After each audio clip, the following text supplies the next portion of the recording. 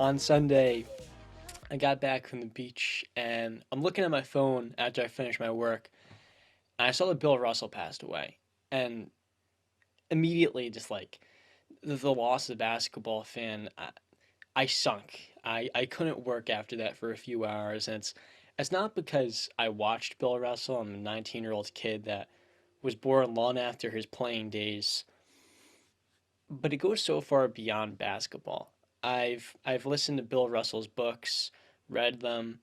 Bill Russell to me, when I was a young kid, was the consummate winner, the greatest winner ever, the greatest defensive player to ever suit up and play on the hardwood. And when you ask yourself the question, I ask it all the time, what do we play for? It is to win basketball games. Talking about Bill Russell, the player, he comes into the NBA after back to back NCAA championships. The dude won 55 straight games at the University of San Francisco. The school didn't even have enough money for their own gym. And then, next thing they know, Bill Russell's leading them to the greatest heights. And even still, as a player, he experienced so much hardships as an African American male that was playing for a team that experienced a lot of racial injustice. And when you look at Bill Russell's life, he was a player that was born in the Deep South, and he grew up in a family that always preached standing up for what you believe in. His grandfather was a farmer, and there's a story that Bill Russell told in one of his books where he gets into a clash, a disagreement with a fellow farmer, and he says, "We're going to come and get you and make you pay." And later that night, Night Riders, the Ku Klux Klan, pull up to his house, and he comes out with a shotgun and literally scares them off. That was Bill Russell's grandfather. His dad, when he was disrespected at work, wasn't given the raise that he felt was necessary because of the color of his skin, solely for that reason. He said, "All right, we're packing our bags." He went to Detroit, then he settled down with his family in Oakland, California. And Bill learned lessons as a kid that he would take with him for the rest of his life, always valuing the core values that his family instilled in him at a young age. And I then look at what he did as a player. This was a guy who, throughout his entire career, was always, from college to the NBA, talked down upon just because of the color of his skin. And along the way, he not only dominated on the court and channeled his emotion there, but at the same time, he broke a color barrier in the sport of basketball and brought players together. Players in the court, they weren't talking about their teammates' skin, they're focused on winning basketball games.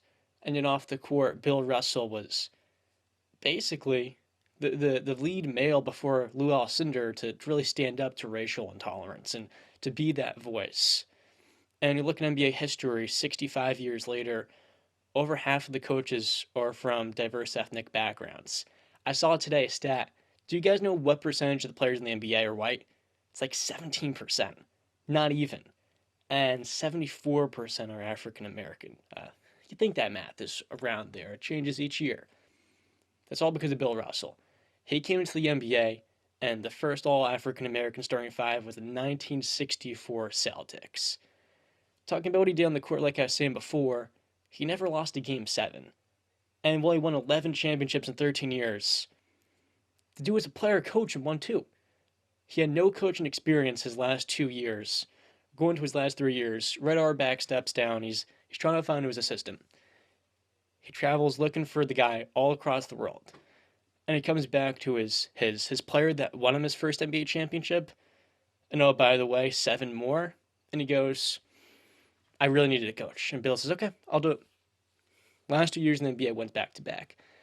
When the Lakers acquired Wilt Chamberlain, paired him up with Elgin Baylor and Jerry West, those older Celtics teams didn't have the superstars and Bob Cousy, Tom Heinsohn. They had John Havlicek, who was like a bona fide All NBA player at the time. They came out and they beat those Lakers in 7 games. And Bill Russell went out, won a championship.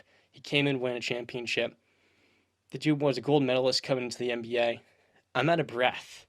I mean, there's so much more to talk about on the court, and yet every single time we speak about him, there's no words that can serve Bill Russell justice for the standard that he set, the life that he lived and fulfilled for his family, and what he stood for.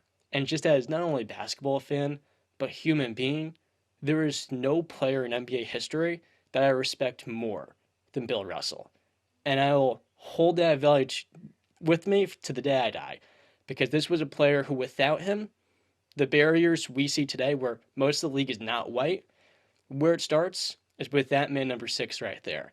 And for a former player that had to share his jersey with a fellow high school classmate, he got it hung up in the rafters. He didn't even want to be there. And number six, man, that jersey, in my opinion, it should be retired because the facts, the folklore, that's what I thought it was as a kid, is actually real. This guy's a 11-time NBA champion, and yet that's not even half of his story. So, I mean, I get emotional talking about every single time I'm setting up these YouTube videos. It's so much harder to do it there. Just me and a camera. I have you guys listening to me, but there will never be a Bill Russell again. Sure, there may be a Tim Duncan that could come somewhat close as a player, but no one in NBA history will be able to fulfill all that he meant to the NBA and the value that he provided to the entire world. So I say rest in peace, Bill Russell. To me, you are a hero in every sense of the word. And when you think of a pioneer, that man was the definition. So, man, love You that know, guy. first off, bravo, John. You couldn't have broke down a legacy of a legend any better. One thing that I'd love to point out is that, when we watch sports, it's very easy for us to look at athletes and, we only see them as that. We only see what they do on the court. But Bill Russell was just more than a basketball player, like you said, without him, all the barriers that he tore down, we're looking at a different world. We're looking at a different NBA if Bill Russell wasn't there. So I give a lot of flack to old school basketball or old style sports, and I say I don't care about it, and I don't mean it that way when I put it out like that. I do care. I care about the history and all, and I'm a big baseball fan, so I look at Jackie Robinson. So I always give my love and my respect to people like that where they're more than athletes. They give to the world. They don't just give to the game, man. And we're just super grateful for it. So rest in peace, Bill Russell, greatest champion of all time. That right there is irrefutable. Yeah, I mean, I gotta say that was very that was beautiful, John. What you said about Bill Russell. I Thanks. mean, I echo Justin's sentiments, and uh, when I think of Bill Russell, I didn't get obviously none of us got the chance to or the privilege to watch him do what he does best, and that's play basketball and win championships. Um, I, there's not much more to say because John really went in on it, and it was very beautiful. So I'll just say he was a he was a Hall of Fame player, but even a better person. And rest in peace, Bill Russell, and thank you. The one thing I didn't talk about there was the way basketball is played today. People will disagree. I don't care. The truth is, when I look at Giannis Antetokounmpo today, and then I watch Bill Russell highlights from 70 years ago, I say everything that he was doing then revolutionized the sport into what it is today for a player like Giannis to be the force that he is. Did you guys know that coaches in the 1940s and 50s were telling players to not jump? They had to stay barefoot because they don't want you falling for jump fakes, which makes sense until you realize, oh wait, actually, it's easier to actually challenge an opponent on offense when you jump up. That is unbelievable. And Bill Russell said, I'm gonna keep doing this jumping thing. And well, world class athlete, he had the quickness and agility of a guard, and at the same time, at 6'10", the jumpiness, the relentlessness, and the class, the gobble up rebounds, all at the same time. He's revolutionizing the game by introducing the fast break, by simply tipping the ball to some speedy guards and Bob Cousy and Bill Sharman, who are taking it the full length of the court. And he, meanwhile, he can take it the full length of the court. There's a highlight of him hurdling a guard en route to a one dribble from the foul line. I think it was a dunk or a layup. I mean, that dude as a player, the game today wouldn't be what it is without him saying, I'm going to start jumping and blocking shots. In his book, he was saying he was averaging at least 15 blocks a game. And ultimately, we'll never know how much that total really was. because the stat was never counted. I just want to say one more thing. When we talk about all professional athletes across all sports, when we talk about the Mount Rushmore of which athletes impacted the world and the sport they're in, we look at the Mount Rushmore of that list. You got Muhammad Ali on there, obviously.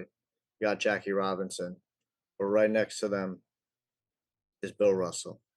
And whoever you want to put at number four, that can be debated and argued. But those three guys, that's your Mount Rushmore of players who, um, athletes that impacted the game that they played in and the world around them.